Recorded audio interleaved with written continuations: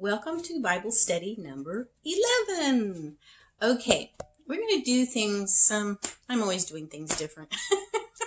We're going to do the encouragement part first. I'm going to play a clip just some pictures that I took on a little walk this morning. And I want to play a song from my CD. I was looking, my computer had crashed and I didn't get all my songs from my CD onto my laptop, but I had a couple in my phone, and thankfully one of them is one that I wanted to use. I'm not sure if I've played that one on any of my videos or not before. I may have, but it goes along with what I want to say. So the encouragement clip is called Someone Reach Out, and I'm going to put that in right here, and then we're going to talk about it. Sometimes I feel so weary and tired that my feet no longer want to go. And it's all because this heart aches and is so lonesome, I feel it's gonna break. Someone reach out for me. Someone reach out for me and call my name in love. Someone reach out for me. Someone reach out for me and call my name in love. Then a thought of yesterday comes across my mind. I see my troubled childhood and remembered when I cried. Someone reach out for me. Someone reach out for me and call my name in love. Someone reach out for me. Someone reach out for me and call my name in love. I remember that long ago day when God first reached out for me. It seems I almost heard him say, "My child, now you are mine." Somehow as I find myself in tears, I remember my Lord and God. And if I open up my heart, I'll find peace in knowing I am His. Someone reached out for me. God reached out for me and called my name in love. He reached out for me and He touched me with His everlasting love.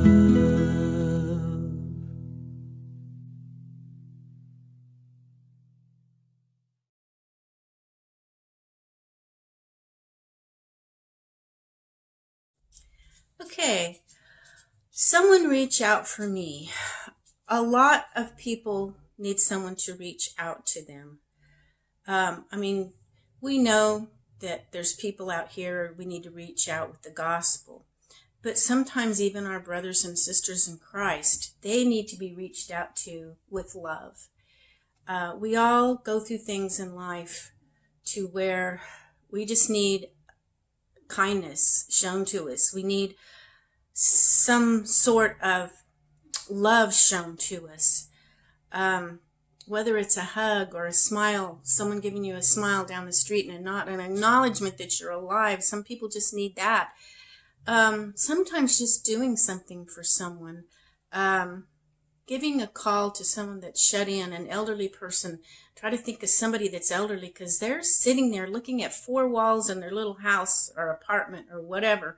And I can remember Dad telling me in his 70s he had a nice little apartment in a senior citizen's apartment place. It wasn't a care home. It was just a senior citizen. He had his truck and he could go out and go for a drive, and that's about all he did towards the end once in a while. But he said sometimes he just literally almost went crazy sitting in his chair looking at the four walls. You don't have family around. Family's all busy working or doing this or that in their lives, and the elderly, they need someone to reach out. My heart goes to the elderly in particular, I guess, because at one time or other in my growing up years, I lived with both sets of my grandparents for a period of time. More so, I guess, actually living on my dad's side, but my grandma Reynolds I was really close to, and I spent summers and a lot of my weekends with her and stuff like that. So I just have a heart for the elderly, I guess. I raised especially my daughter, she was the youngest, going into care homes, and we would sing and go and shake their hands and visit with them, and that's just the way she was raised, reaching out to them, because that's where my heart was, and I wanted her to have that heart for the elderly so she wouldn't forget about them when she grew up. There's others too. You don't have to be elderly. Just there's other people going through things that you know nothing about. We don't know what goes on behind closed doors, not only in their home, but their life period with people sometimes, and they need someone to reach out to them. Try to think of a way. Let's let you be the encouragement this week. My encouragement part is for you to be encouragement this week to someone else. And I hope you enjoyed that little clip. I don't know if I messed up on one that I had to erase, and I can't remember if it was that one or this one that I mentioned. I had my computer crashed, and I only had a couple songs from off my CD on my phone, and this just happened to be one of them, which is one I wanted to use anyway. So I may have used it before in one of my Gail's Garden Herbs and More videos. I'm not sure. I don't think I used this one, but I could have. I'll have to find a way to get my others up so I can use them occasionally. Okay, so anyway, that's what our encouragement part is today. I'm going to deviate out of the book of John today. We're going to go to Matthew, the 7th chapter, and we're going to start with the 15th verse.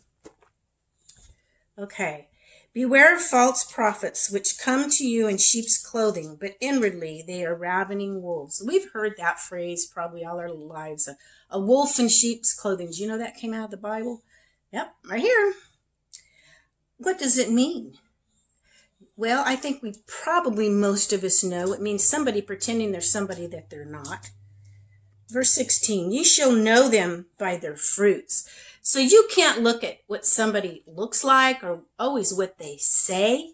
You have to look at the fruits. And even in our election that's coming up, that's what I've had to do. Look at the fruits of the sides.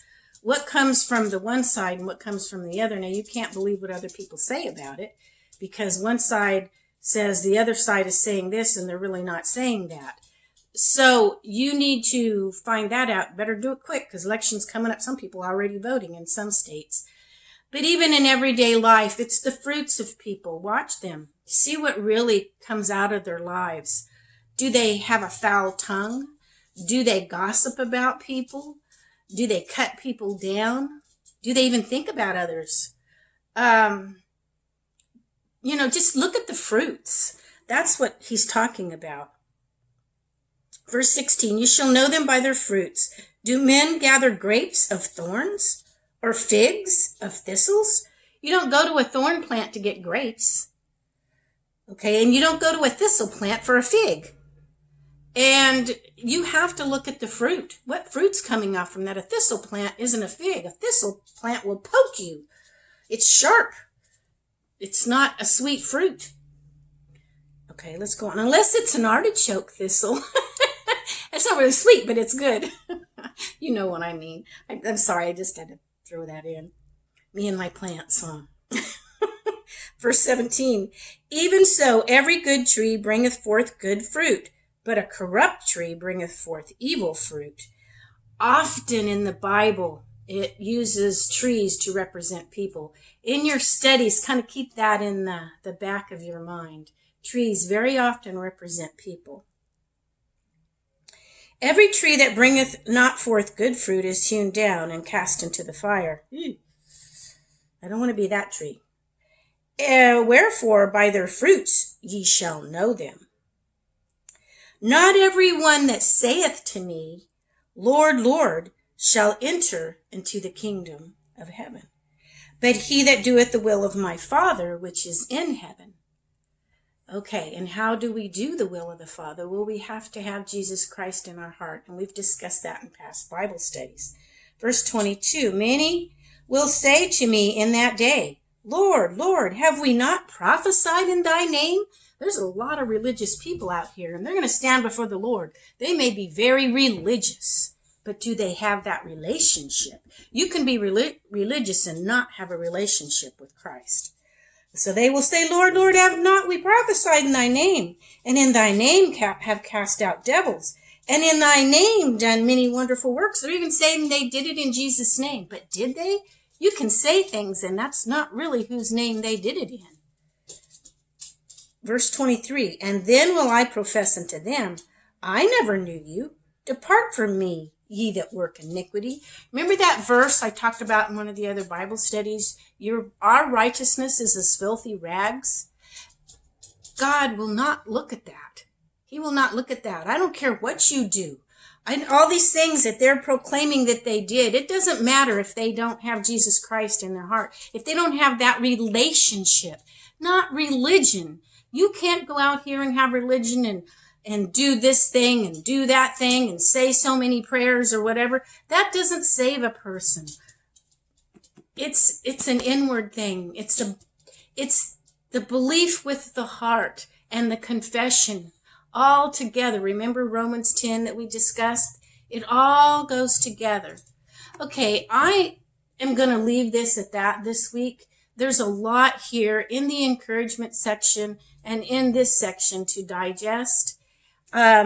Just some things to get your mind in the Word, to get you thinking along the right track, and also some encouragement in asking you to encourage others. Because we all need to be learning, but we also all need to be practicing what we learn. We need to use it.